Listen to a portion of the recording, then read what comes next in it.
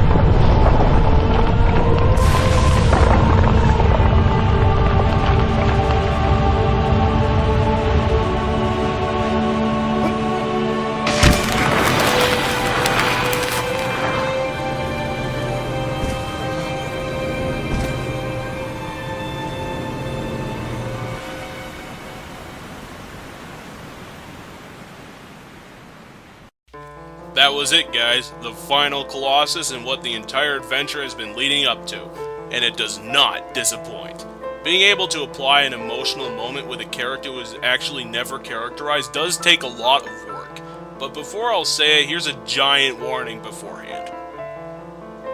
Okay, so the point we're getting up to Malus's perch, you do get to watch a cutscene in which the connecting bridge breaks as you run across it on Argo, and while you make it, the horse crashes down into the waiting chasm below, coming with all the feelings of loss and sadness that any good piece of entertainment can evoke. Argo was literally Wander's only companion and traveling partner within this genocidal quest at the behest of the Light Spirits, which oddly has emotional weight for a game with absolutely no characterization between anybody. Anyway, after that whole business falls apart, pun intended, you finally get to climb the stairs and get to the final arena, another series of broken down ancient buildings with a giant tower in the middle of the thing.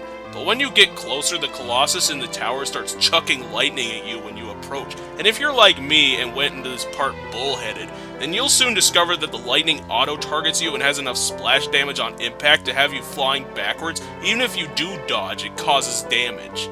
And after doing that to myself, I did die. But afterwards I looked around and saw the start of Malus's Victory Road. Like I said way back in my Gaia's review, the Victory Road trope gets more annoying and starts to turn infuriating and then excruciating based on its length and hazards added, and Malus's is bordering on excruciating. The Victory Road is long because it funnels the path around the entire arena, not missing any spots, and includes some jumping puzzles that don't meld well with the controls, timed dodging puzzles that have ridiculously tiny margins for error, and you'll end up at that place too before realizing the battle itself hasn't begun yet as you climb under the tower to get to the Colossus. Then noticing, if you didn't already, that the Colossus isn't in the tower. The Colossus is the tower. Malus is wearing full skirting armor from the waist down, split into parts yet somehow still seeming like a full piece, like an expertly carved cake, but this is where the frustrations begin to calm down. In order to rise back up to frustrating again, as the climb up to Malus's ledge climbing start is ridiculous, because he doesn't notice you, and it takes minutes to climb up all of his armor in order to reach his lower back, start the ledge climb that goes from his hands to... Wait, where the hell are you supposed to go? Malus unfortunately also employs another boss fight trope, the Shadow Weakness. Apparently during Malus's ledge climb at his second hand, you're supposed to rip out your bow and shoot him in his uncovered shoulder. But the camera never leads there and the game doesn't allude to it, which leads to the classification as a shadow weakness, and to my repeated anguish as I continually fall off this guy because the game wouldn't make it clear what the hell I was supposed to be doing. But then you get up there, up to Malus's stupid face. All of the catharsis from this entire game, the entire quest, every frustration, annoyance, boss fight, and overworld traversal comes back at this moment because this is Malus's only sigil, right on the top of his head, requiring precise positioning to get a chance at causing significant damage. But really it's actually difficult to fall off Malus because you can stand essentially anywhere easily between the thrashes and regain your grip gauge while being on his shoulders. Stab him up and watch the amazing death scene where Malus actually dies standing. Only the greats can die standing. And it all comes to a close with the final tendril kill of Wander, who somehow survived the 15-story fall. Reviewing Malus, you have to consider everything. The final boss feel and theme, the petty niggles and massive annoyances throughout, the running and climbing to actually get up there, and the feeling of achievement and cathartic relief upon killing the towering humanoid, intimidating the land behind him. And what else can mark this as a great boss fight than actually giving Malus his own theme music when all the rest use the exact same one, which is still good boiled down slightly by repetition. Okay, I should quit my ranting on Malus and just leave that for final thoughts in this week's scoreboard. Gameplay. Malus's fight is covering a lot of bases, employing jump challenges, dodging runs, insane climbs, a little shooting and precision positioning in tune with precise swordsmanship. And while it is a lengthy boss fight, this is also the last one, so the length is tolerable for the build up to something great. But some things can't be defended this way. The jump challenge in the Victory Road has left me with some flow-breaking deaths. The homing lightning strikes are insta-stunlock attacks literally guaranteed to nail you. The climb up Malus is arduous and stodgy, but you somehow don't take a lot of damage from long falls, so it's just a delay rather than a challenge. That goddamn damn shadow weakness with the shoulder shot. But really it all comes together rather well to paint the final portrait of this entire game's gameplay. Overall, I'll give Malus 8 2/3 Triforces. At the most, it'd be higher if it weren't for the above issues that kept popping up like happy little rabbits. Story. Malus is a towering, intimidating, powerful humanoid. He's the last Colossus standing, and he's surely one of the most powerful. Some of the previous Colossi have dabbled with lightning-based powers. Kuramori, Pelagia, and Bosscinerator have all employed lightning, but Malus's is one of the most ridiculous. Instant stun locking, guaranteed to hit lightning balls, come crashing down on you when running Malus's victory road, but when you actually start climbing him, he actually can't defend himself. It's a little strange, yet it does combine the point of the game, which on second thought is probably why Malus doesn't defend itself, with the power of being the final Colossus. Also, this lapse of action allows the player to think about the story so far, and start to fully take in the consequences of the quest and the possibility that all this quest has been for naught when the outcome is so close. For tying it all together in some form, I'll give Malus a 6 2/3 Triforces in story because unfortunately, Malus is not mainlining the story here. Fun. Malus is the last Colossus. It's going to be your last bit of gameplay in this game because the rest of the game is just ending cutscene finishing off the story. But unfortunately for Malus, his fight was surrounded on all sides by repeating problems. But since I've listed them before, I'm not going to do that again now. But where Malus truly shines is in its cathartic potential, and that's what it's chock full of. You've just lost Argo, your only companion in this game on the ride up to the final battle. 15 down and 1 to go. Malus is the only thing standing between you and the deal with the light spirits being finished on Wander's End. Malus deserves a 7 Triforces score here because art has sacrificed for fun here today, and that is a major blow to Malus. My final thoughts on the final Colossus is that it is designed with problematic areas. The victory road, like boss rushes, doesn't allow for actual boss buildup because of the multiple attempts thing. But overall, Malus does stand up on its chops for actually allowing the story to be told silently through the actual ledge climb climbing up to Malus's head, which has to be repeated because of the shadow weakness.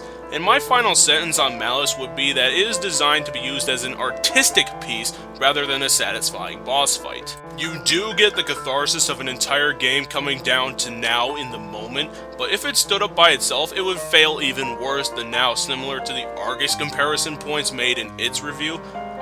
Okay guys, the final score of Malus, the Thundering Titan, the final boss of Shadow of the Colossus, ended up being 22 1/3 Triforces. The problems weighed it down. Anyway, again, that was the final boss fight, so come around for my overall game review, and finally, get your victory for gamers, and I'll see you later.